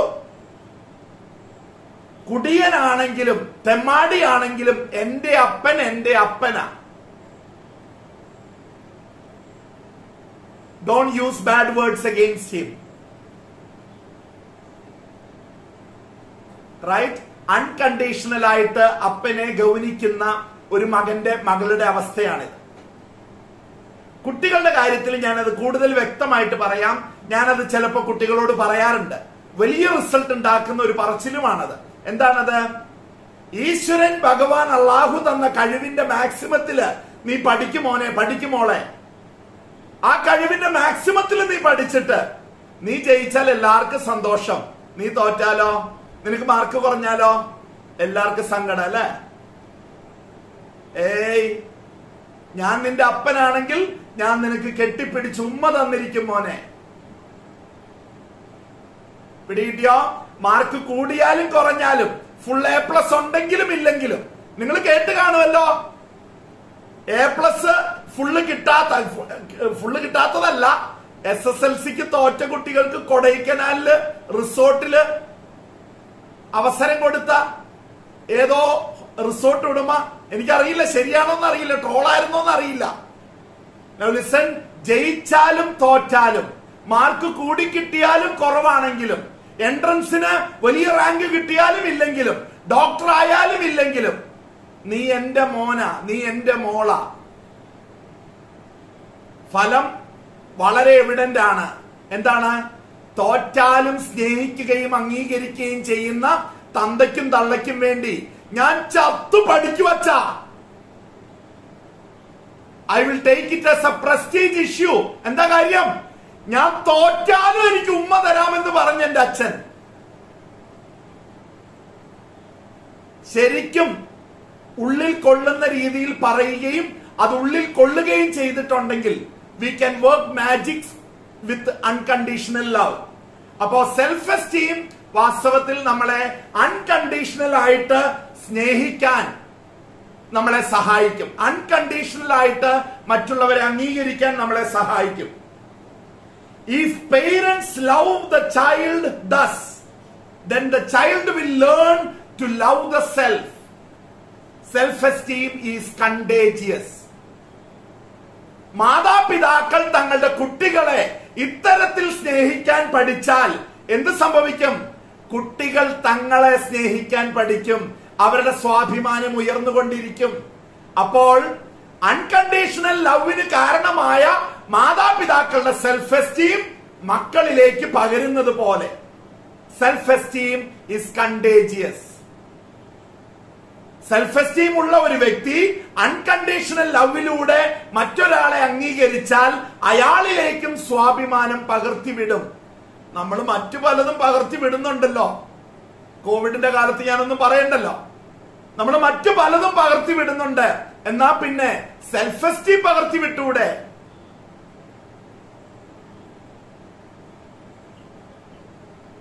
ഭാരതം എന്ന് കേട്ടാൽ അഭിമാനപൂരിതമാകണം അന്തരംഗം. കേരളം എന്ന് കേട്ടാലോ തിളയ്ക്കണം ചോര നമുക്ക് ഞരമ്പുകളിൽ. അത് കേവലം പേട്രിയോട്ടിസം അല്ല, അത് കേവലം എന്താ പറയുന്ന ലോക്കൽ മണ്ണിന്റെ മക്കൾ വാദമല്ല. മണ്ണിന്റെ മക്കൾ വാദമാണെങ്കിൽ അതിലും വലുത് ഞാൻ കേട്ടിട്ടുണ്ട് തമിഴ്നാട്ടിൽ. എന്താണ്? ജനഗണമനയ്ക്ക് മുമ്പ് കൂടുതൽ ആദരവോടെ അവർ തമിഴ് തായ്വാഴ്ത്ത് പാടും. അത് കേൾക്കണം, അത് പാടുന്ന തമിഴിനെ കാണണം, തമിഴത്തിയെ കാണണം. മണ്ണിന്റെ മക്കൾ വാദമല്ല ഞാൻ ഉദ്ദേശിക്കുന്നത്. മലയാളിക്ക് സ്വാഭിമാനം വളർത്തിയെടുക്കാൻ സാധിച്ചാൽ മലയാളി ചെല്ലുന്നിടമൊക്കെ മലയാള നാടാക്കുമെന്ന് ഞാൻ പറയൂല. മലയാളി ചെല്ലുന്നിടത്തൊക്കെ ഈ അൺകണ്ടീഷണൽ ലവിന്റെ പ്രചാരകരായിട്ട് മാറും. ഫലം മലയാളി കാരണം ലോകം മുഴുവൻ സെൽഫ് എസ്റ്റീം ഒരു കണ്ടേജിയൻ ആയിട്ട് മാറും. ചൈനക്കാര് കാരണം നമുക്ക് കോവിഡ് കിട്ടിയതുപോലെ. അറിയില്ലട്ടോ, ചൈനക്കാരാണെന്നൊക്കെ ഇങ്ങനെ പറയുന്നു. എന്തായാലും ഞാൻ ഒരു ഘട്ടം അവസാനിപ്പിക്കാനായിട്ട് റബ്ബി ഹില്ലേൽ എന്ന യഹൂദ റബ്ബായിയുടെ വാക്കുകൾ എടുക്കുകയാണ്. ശ്രദ്ധിച്ച് കേൾക്കണം. അതിലെ ഇംഗ്ലീഷ് വാക്കുകൾ ഇട്ടുള്ള കളിയാണ്. If I am not for myself, who am I? If I am only for myself, what am I? ഞാൻ ആവർത്തിക്കുന്നു. If I am not for myself, who am I? If I am only for myself, what am I? ഞാൻ എനിക്ക് വേണ്ടി അല്ലെങ്കിൽ പിന്നെ ഞാൻ ആരാണ്? മലയാളത്തിൽ ധ്വനി കൊണ്ടേ നമുക്ക് വരുത്താൻ പറ്റുള്ളൂ. തിരിച്ചു പറയാണ്, if I am only four myself, ഞാൻ എനിക്ക് വേണ്ടി മാത്രമാണെങ്കിൽ ഞാൻ എന്താണ്? ആരാണെന്ന് പോലും ആ വാക്കുപയോഗിക്കുന്നില്ല. വസ്തു എന്ന രീതിയിൽ ഞാൻ എന്താണ് എന്നാണ് ചോദിക്കുന്നത്. ഇപ്പൊ സ്വാഭാവികമായിട്ടും നിങ്ങളുടെ ഉള്ളില് ഒരു പരിഗണന വരുന്നത് ഇതായിരിക്കും. സ്വാഭിമാനത്തെ കുറിച്ച് ഡീറ്റെയിൽ ആയിട്ട് പറഞ്ഞു. I am okay, I am not okay, I am still okay എന്നുള്ളതിന്റെ ആ ഒരു ഫിലോസഫി ഏതാണ്ട് വ്യക്തമായി. അവസാന ഭാഗത്താണ് അത് പൂർണ്ണമായിട്ട് ഞാൻ വ്യക്തമാക്കി തരിക. സ്വാഭിമാനം കൂട്ടാൻ വഴി എന്താ ഉള്ളേ? ഞാൻ പുസ്തകം ബേസ് ചെയ്തും അല്ലാതെയും സ്വാഭിമാനം കൂട്ടാനുള്ള ചില സാധ്യതകൾ നിർദ്ദേശിക്കുകയാണ്. വളരെ പെട്ടെന്ന് പറയാം.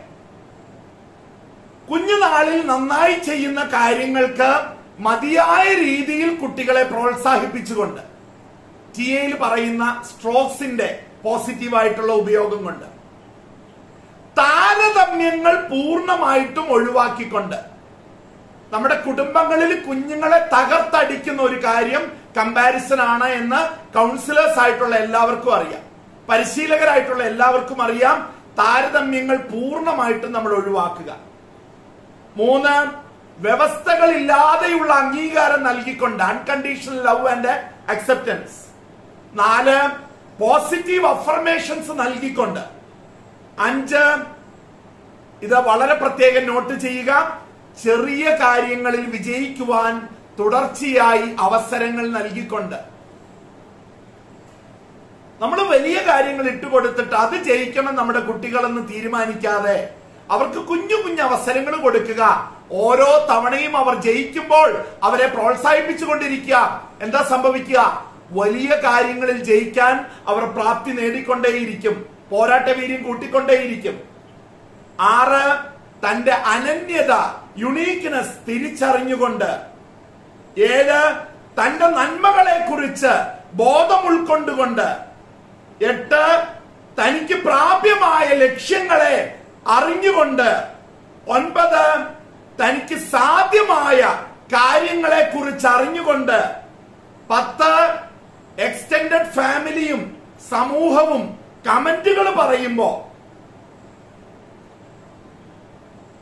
കമന്റ് ചെയ്യുവാൻ സാധ്യതയുള്ള കാര്യങ്ങളെ കുറിച്ച് ആരോഗ്യപരമായ മനോഭാവം വളർത്തി. ഉദാഹരണം, അവരെന്റെ ഉയരത്തെ കുറിച്ച് കമന്റ് പറയുമായിരിക്കും.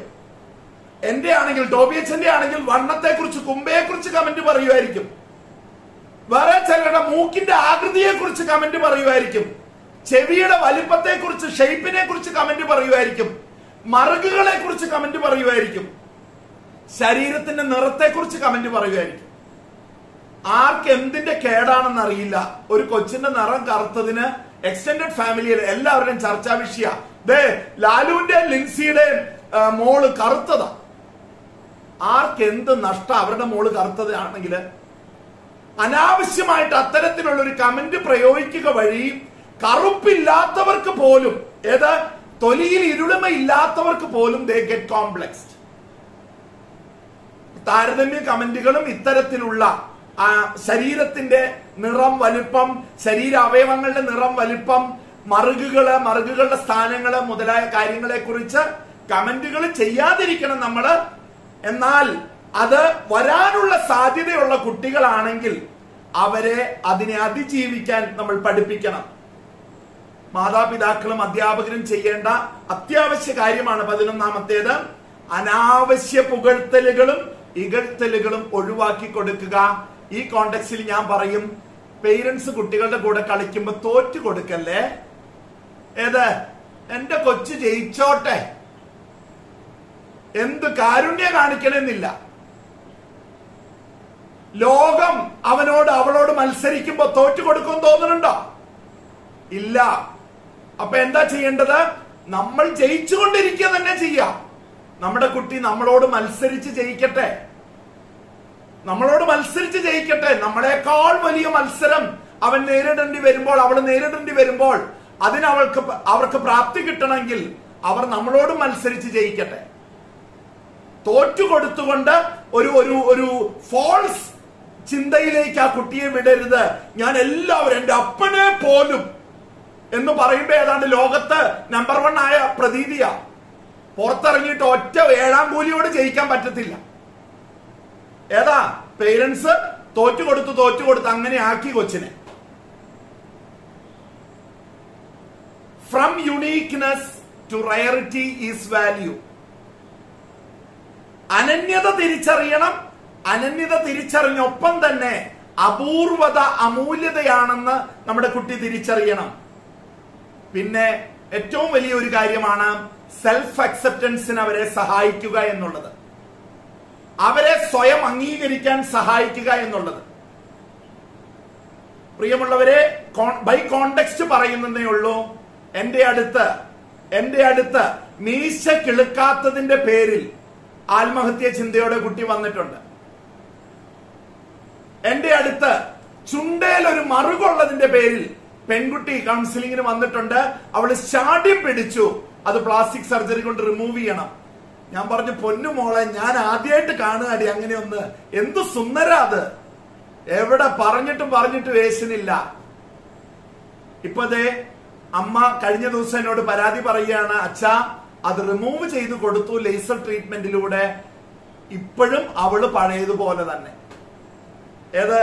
എന്തിലൊക്കെ അവള് താന്ന് നിന്നിരുന്നോ അതിന് ഇതാണ് ഇതുവരെ കാരണം പറഞ്ഞത്. അത് റിമൂവ് ചെയ്ത് കൊടുത്തിട്ടും മറ്റ് കാരണങ്ങൾ അവൾ ചൂണ്ടിക്കാണിച്ചുകൊണ്ടിരിക്കുകയാണ്. അതായത് സെൽഫ് എസ്റ്റീം അഡ്രസ് ചെയ്യപ്പെട്ടിട്ടില്ല, മറുകെ അഡ്രസ് ചെയ്യപ്പെട്ടിട്ടുള്ളൂ. ഒന്ന് ആലോചിച്ച് നോക്ക്. വലിയ താരങ്ങൾ, മൈക്കിൾ ജാക്സനെ പോലെയുള്ള ആളുകള് അവരുടെ ജീവിത സമ്പാദ്യം മുഴുവൻ ശരീരത്തിൽ പ്ലാസ്റ്റിക് സർജറികളിൽ മുടക്കിയെന്നാ പറയാ. മയക്കുമരുന്നിലും പ്ലാസ്റ്റിക് സർജറികളിലും മുടക്കിയെന്നാ പറയാ കേട്ടോ. മയക്കുമരുന്ന് സൗകര്യപൂർവ്വം വിട്ടുകളഞ്ഞതാണ്. എന്തായാലും പ്ലാസ്റ്റിക് സർജറികളില് മുടക്കി കഴിഞ്ഞിട്ട് ആളുകൾ മേക്കപ്പ് ഇല്ലാതെ അയാളെ കണ്ടാൽ മുഖം തിരിക്കുന്ന കണക്കിനായിരുന്നത്രേ ആ മുഖം. അതുപോലെയുള്ള നടിമാരെ കുറിച്ചും പറയുന്നുണ്ട്. സ്വാഭിമാനക്കുറവ് നമ്മൾ വളരെ ചെറിയ നിലയിലെ, വളരെ ഇളം പ്രായത്തിലെ തിരിച്ചറിഞ്ഞ് അതിനെ അഡ്രസ് ചെയ്തില്ലെങ്കിൽ ഇതുപോലെയുള്ള ഭവിഷ്യത്തുകൾ ധാരാളം ഉണ്ടാകും. ഈ സെൽഫ് അക്സെപ്റ്റൻസിന്റെ അല്ലെങ്കിൽ നല്ല സെൽഫ് എസ്റ്റീമിന്റെ ഒരു വഴി ഏതായിരിക്കും? അതിലേക്കുള്ള ഒരു വഴി ഏതായിരിക്കും? നല്ല സ്വയാവബോധം ഉണ്ടാക്കുക, സെൽഫ് അവയർനെസ് ഉണ്ടാക്കുക, അവരെ ഒരു പോസിറ്റീവ് സെൽഫ് പെർസെപ്ഷനിലേക്ക് നയിക്കുക, സ്വയം അംഗീകരിക്കാൻ അവരെ സഹായിക്കുക, സെൽഫ് അക്സെപ്റ്റൻസിലേക്ക് എത്തിക്കുക. And then good self esteem will follow എന്നാണ് പറയുക. 15ാമത്തെ പോയിന്റില് പോസിറ്റീവ് സെൽഫ് സ്ട്രോക്കുകൾ നമ്മൾ വേറൊരു കോണ്ടെക്സ്റ്റിൽ അത് മെൻഷൻ ചെയ്തതാണ്. സെൽഫ് പാറ്റ്സ്, സെൽഫ് സ്ട്രോക്ക് എന്ന് പറയുന്നത് നമുക്കറിയാം, നമ്മൾ വ്യക്തമായിട്ട് കൊടുക്കുന്ന വാക്കുകളിൽ കൊടുക്കുന്ന ചില അഭിനന്ദനങ്ങളും മറ്റുമൊക്കെയാണ്. എന്നാൽ സെൽഫ് പാറ്റ്സ് ഇതെന്നതാ? ഓൾ ഈസ് വെൽ എന്ന് പറയരുത്. ഇങ്ങനെ അടിച്ചിട്ട് ഓൾ ഈസ് വെൽ. ഞാൻ ഇങ്ങനെ പറയാം നിങ്ങളോട്, നമ്മൾ നല്ലത് ചെയ്താൽ, നല്ലത് പറഞ്ഞാൽ മറ്റുള്ളവർ അഭിനന്ദിക്കണമെന്ന് നമ്മൾ ആഗ്രഹിക്കും. നമുക്കറിയാം അഭിനന്ദിച്ചാൽ നമ്മൾ വളരും. മറ്റുള്ളവർ നമ്മൾ നല്ലത് ചെയ്യുന്നത് കണ്ടില്ലെങ്കിലോ, മറ്റുള്ളവർ നമ്മൾ നല്ലത് പറയുന്നത് കേട്ടില്ലെങ്കിലോ, ഇനി കണ്ടാലും കേട്ടാലും അവരുടെ ജീവിത തിരക്കുകൾക്കിടയിൽ അവർക്ക് നമ്മളെ കുറിച്ച് നല്ലത് പറയാൻ നേരമില്ലെങ്കിലോ, നമുക്ക് വളരണ്ടേ? നല്ലത് കേട്ടാ വളരും നമുക്കറിയാം. നമുക്ക് വളരണ്ടേ? വളരണമെങ്കിൽ സെൽഫ് പാറ്റ് അടിച്ചോണ്ടിരിക്കുക. നിങ്ങൾ വിശ്വസിക്കോ ഇല്ലയോ എന്ന് എനിക്കറിയില്ല. 100 കണക്കിന് തവണ 8, 5, 13 സഹോദരങ്ങളുള്ള വീട്ടിൽ, 2, 4, 2, 6 മാതാപിതാക്കളുള്ള വീട്ടിൽ, അങ്ങനെ ഞങ്ങളുടെ വീട്. ഓക്കെ, അപ്പന്റെ ചേട്ടന്റെ കുടുംബം, ഗ്രാൻഡ് മദർ, അപ്പന്റെ ഒരു പെങ്ങൾ കല്യാണം കഴിക്കാതെ നിൽക്കുന്ന സ്ത്രീ, ഇവര് 6 മാതാപിതാക്കളുള്ളതുപോലെ, 13 മക്കളുള്ളതുപോലെ, എന്നിട്ടും 100 കണക്കിന് തവണ സെൽഫ് പാറ്റ് അടിച്ചിട്ടാ എന്റെ പൊന്ന് സഹോദരങ്ങളെ ഞാനിപ്പൊ നിങ്ങളുടെ മുമ്പിൽ ഇരിക്കുന്നത്. അതായത് if we want it we should give it. മറ്റുള്ളവർ തന്നില്ല എന്ന് പരാതി പറയാൻ വെമ്പൽ കൊള്ളുന്നതിനേക്കാൾ നമ്മൾ ആവശ്യ സമയത്ത് നമ്മൾ നമുക്ക് കൊടുക്കണം. അതിനൊരു മിനിമം സെൽഫ് എസ്റ്റീം വേണം കേട്ടോ. തകർന്നടിഞ്ഞിരിക്കുമ്പോ പരാതി പറയാനേ തോന്നത്തുള്ളൂ എന്നാണ് എഫ്രൈം അച്ഛന്റെ പുസ്തകം പറയുക. ടോട്ടൽ ബ്ലെയിം ഗെയിമിലേക്ക് പോകുന്നതാണ് പറയുക. ഇനി ശ്രദ്ധിച്ചോളൂ, 17ാമത്തെ പോയിന്റ്, സെക്കൻഡ് ലാസ്റ്റ് പോയിന്റ് ആണ്, making one self the standard. എന്താണ്? അവരനല്ല എന്റെ സ്റ്റാൻഡേർഡ്, അവരെയല്ല എന്റെ സ്റ്റാൻഡേർഡ്. എനിക്ക് അവനെ പോലെ അവളെ പോലെ ആവണ്ട, അവനേക്കാളും അവളെക്കാളും ആവണ്ട, എനിക്ക് അവനോടും അവളോടും മത്സരിക്കണ്ട. ഇന്ന് ഞാനായിരിക്കുന്നതിനേക്കാൾ ബെറ്റർ ആയാൽ മതി എനിക്ക് നാളെ ആയിരിക്കുന്നതിനേക്കാൾ ബെറ്റർ ആകാൻ ശ്രമിക്കണം എനിക്ക് മറ്റന്നാൾ. അപ്പൊ എന്ത് സംഭവിക്കും? I am the only standard for me. I will keep on progressing without end. ഇല്ലെങ്കിലോ അവരനെ തോൽപ്പിച്ച് കഴിയുമ്പോ എന്റെ മത്സരവീര്യം, എന്റെ പോരാട്ട വീര്യം കെട്ടടങ്ങും. മത്സരവീര്യല്ല, പോരാട്ട വീര്യം. അതേസമയം ഞാൻ എന്നെ സ്റ്റാൻഡേർഡ് ആക്കിയാലോ അന്തമില്ലാത്ത രീതിയിൽ എനിക്ക് മുന്നോട്ട് പോകാം. എത്ര ചെറിയ തോതിലാണെങ്കിലും വളർന്നുകൊണ്ടേയിരിക്കാം. ആ കൂട്ടത്തിൽ അവസാനത്തെ point, being proud of who you are and not being ashamed of how others see you. നിങ്ങൾ ആയിരിക്കുന്നതിനെ കുറിച്ച് അഭിമാനം കൊണ്ടുകൊണ്ടും എന്നാൽ മറ്റുള്ളവർ നിങ്ങളെ കാണുന്ന രീതിയിൽ നാണം തോന്നാതെയും മുന്നോട്ട് പോയിക്കൊണ്ടിരിക്കുക.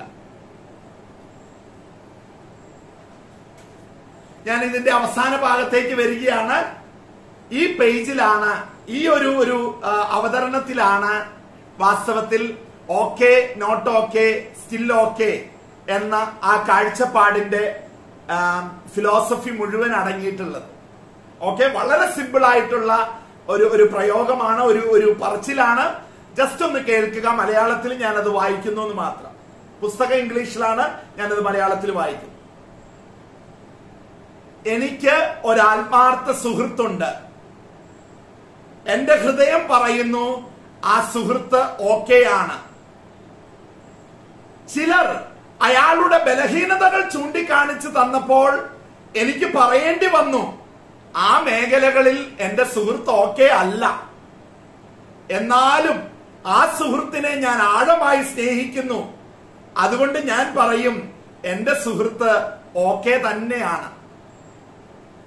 അങ്ങനെ എന്റെ സുഹൃത്തിനോടുള്ള എന്റെ മനോഭാവം ഇങ്ങനെയായി. He's okay, he's not okay, still he's okay. നമ്മൾ ഓരോരുത്തരും ഈ സുഹൃത്തിനെ പോലെ തന്നെയല്ലേ? ചില മേഖലകളിൽ ശക്തരും വേറെ ചിലതിൽ ബലഹീനരും. എന്റെ സുഹൃത്തിനെ എനിക്ക് അംഗീകരിക്കാനും സ്നേഹിക്കുവാനും സാധിക്കുന്നുവെങ്കിൽ അതേ മനോഭാവം ഞാൻ എന്നോടും പുലർത്തേണ്ടതല്ലേ? കാരണം ഞാനായിരിക്കണ്ടേ എന്റെ ഏറ്റവും നല്ല സുഹൃത്ത്. അതുകൊണ്ട് I am okay, I am not okay, still I am okay. നമ്മളെ തന്നെ വ്യത്യസ്തമായി കാണാനും വ്യത്യസ്തമായി ജീവിക്കുവാനുമുള്ള ഒരു ആഹ്വാനമാണ് ഈ സംരംഭം. ഇവിടെ നമ്മൾ വലിയൊരു സത്യം അടിവരയിട്ട് ഉറപ്പിക്കുകയാണ്. ഞാൻ ചില മേഖലകളിൽ ഓക്കെയാണ്, ചിലതിൽ നോട്ട് ഓക്കെയാണ്. എന്നിരുന്നാലും ഞാൻ ഓക്കെ തന്നെയാണ്. ഞാൻ എന്നിലുള്ള നന്മകളുടെയും തിന്മകളുടെയും പോസിറ്റീവ്സിന്റെയും നെഗറ്റീവ്സിന്റെയും മിശ്രിതമാണ്. അതുകൊണ്ടാണ് okay, not okay, still okay.